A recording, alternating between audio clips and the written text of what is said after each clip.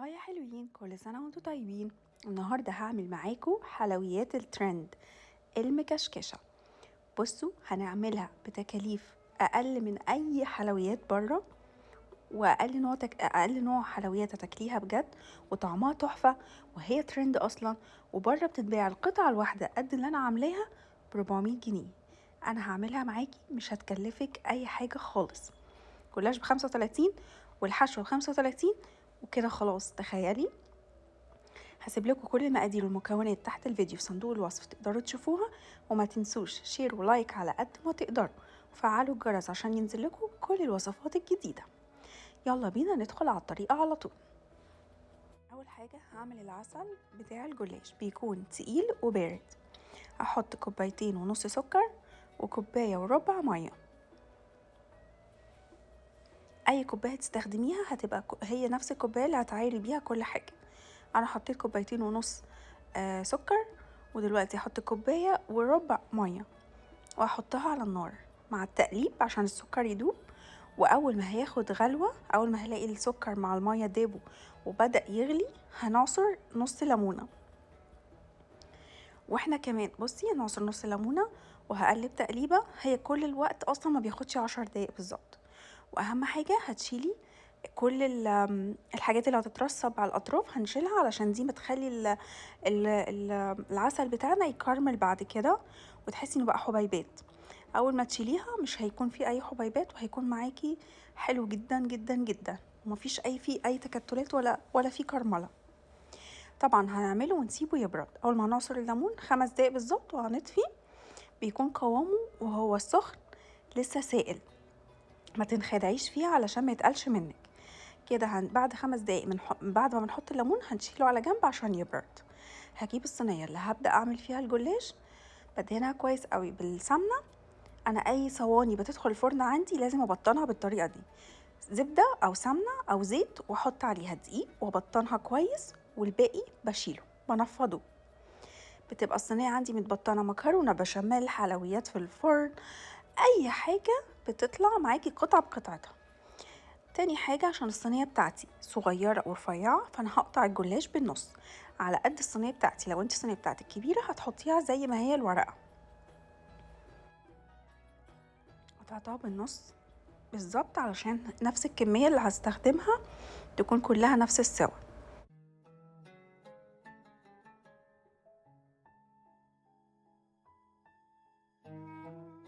وهبدأ أفرد أول طبقة في الجلاش.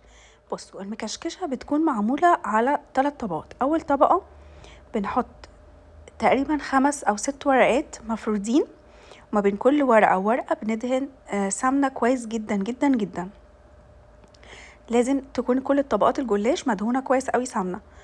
بحط الطبقات اللي في الأول كلها مفرودة، علشان بعد كده هنعمل الحشوة، وهنحط الحشوة والطبقة الأخيرة. فهنعمل دلوقتي الحشوة.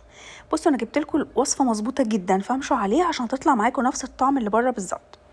أنا حطيت 2 كوب لبن، وهحط عليهم، ده كاسترد بيتباع في السوبر ماركت عادي جدا.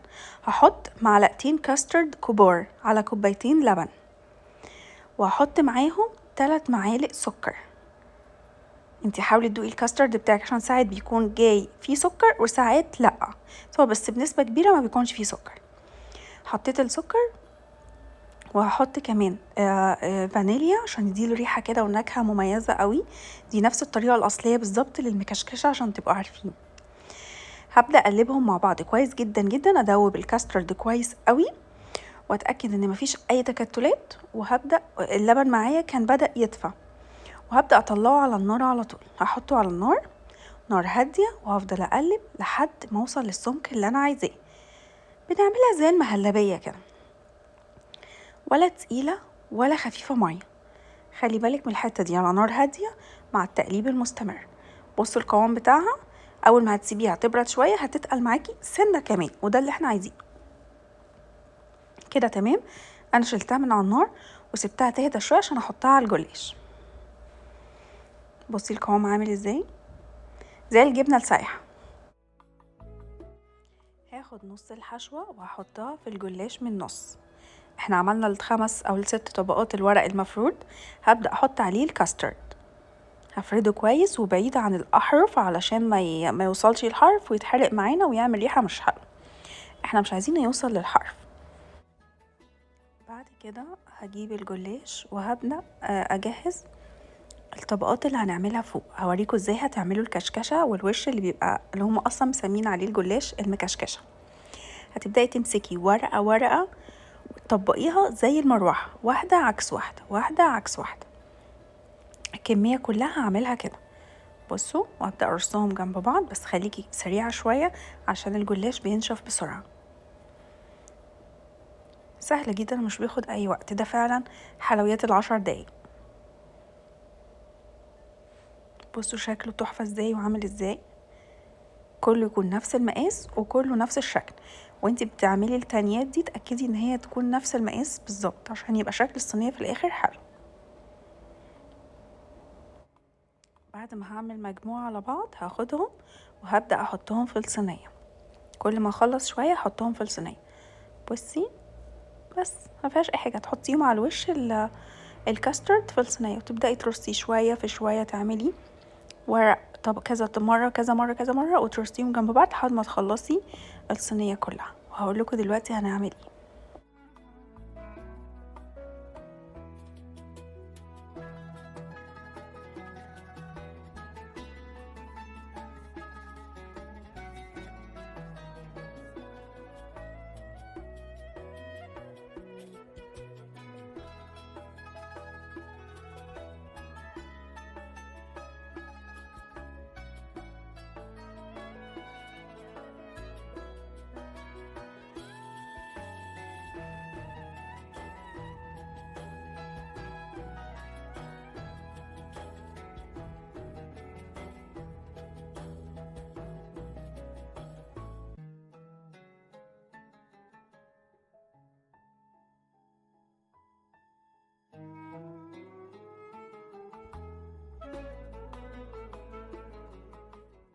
بعد ما خلصت الكميه كلها جبت شويه سمنه وبدات اغطي كل الوش ده. كل ورقه من اللي انا عملتها ببدا ادخل جواها السمنه واغطيها من كل الاتجاهات وكل الاحرف علشان يشرب سمنه ويستوي ويبقى كريسبي ويبقى طعمه حلو وياخد لون حلو.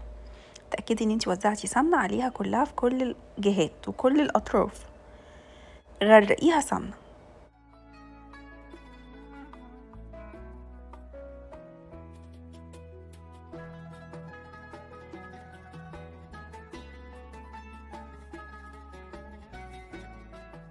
انا قسمت الكمية نصين، نص حطيته جوه الجلاش في الحشوة، والنص التاني زودت عليه شوية لبن بارد عادي خالص من غير نار، وهبدأ هقلبه مع الخليط على بصوا لحد ما يندمج كويس قوي مع بعض، وهو بيبقى سائل خالص لان ده الصوص وده السر اللي هنسقي بيه الجلاش من فوق لما يطلع من الفرن. بعد كده ادخله على فرن درجة حرارته 200 وشغال من تحت بس في الرف اللي في الوسط ومن تحت بس. اهم حاجة هستنى لحد ما تاخد اللون الذهبي الحلو ده. هي بتبدأ تحمر من تحت، اول ما تبدأ تحمر من تحت تاخد لون فاتح من فوق، اطفي وشغلي من فوق على طول. ناخد نص الكاسترد اللي احنا خففناه بميه ونبدأ لما الجلاش ياخد اللون الذهبي الفاتح قوي، احنا طفينا تحت خلاص واستوى من تحت ولسه هياخد لون من فوق، هبدأ اشربه من فوق باللبن الخلطة اللي احنا عملناها واشغل عليه الشواية من فوق 5 دقايق بالظبط، مش هتوصل 10 دقايق وهتاخد اللون ده. شايفين اللون تحفة ازاي؟ تاخد لون تحفة وبيبقى ريحتها تجنن. بعد كده ممكن تزودي شوية تاني من الخليط الحليب اللي احنا عملناه، وممكن لو مش حابة خلاص، بس انا بحب ازود مرة كمان. انا بحط شوية صغيرين خفيف خالص وابدأ اوزعه بالفرشة عشان يدخل جوه ويتغلغل كده، بيبقى طعمه وريحته بجد حلوة جدا وطعمه حلو قوي.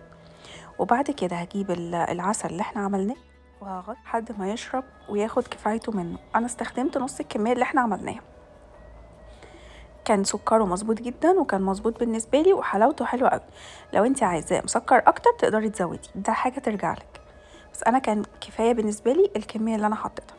بعد كده حطيت عليه فستق على الوش عشان يدينا نفس الشكل المكشكشه الاصلي، ووعدكم مش هتفرقوها عن اللي بره خالص. مظبوطة جدا جدا جدا، واللي هياكلها عندك مش هيصدق ان انتي اللي عاملاها في البيت. بعد كده انا قطعتها من النص وهبدأ اقدمها في طبق.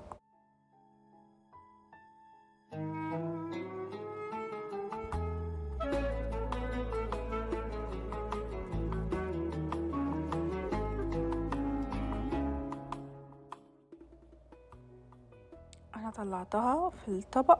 بصوا هتلاقي الصينية مفيش اي حاجة ازاي تحت، مفيش اي حاجة لزقت ولا اي حاجة، طالعة معايا القطع سليمة ومتماسكة ومفيهاش غلطة. بصوا الكاسترد جوه عامل ازاي، وشكل الكشكشة تجنن ازاي يا جماعة، بجد لازم تعملوها تحفة، وريحتها جميلة جدا وطعمها تحفة. انا حبيت ازود على الجزء ده حليب اكتر بالخلطة اللي احنا عملناها، طعمه يجنن، طعمه حلو قوي بجد، واداني طراوة وفي نفس الوقت كريسبي، فكان طعمه حلو قوي واحساسه حلو، يعني طعمه وريحته تجنن. انا حطيت شوية كمان على الطبق اللي هقدم فيه، وحطيت عليه على طول قطعة المكشكشة، كانت خيال، كان طعمها بجد تحفة، مش قادرة اقول لكم عاملة ازاي. يا رب تجربوها عشان بجد هتعجبكم جدا. انا بس حبيت اقطعها قدامكم عشان اوريكم قد ايه هي طرية ومقرمشة وتحفة وسهلة جدا في التقطيع، وهسمعكم صوت القرمشة، هسيبكم تسمعوا.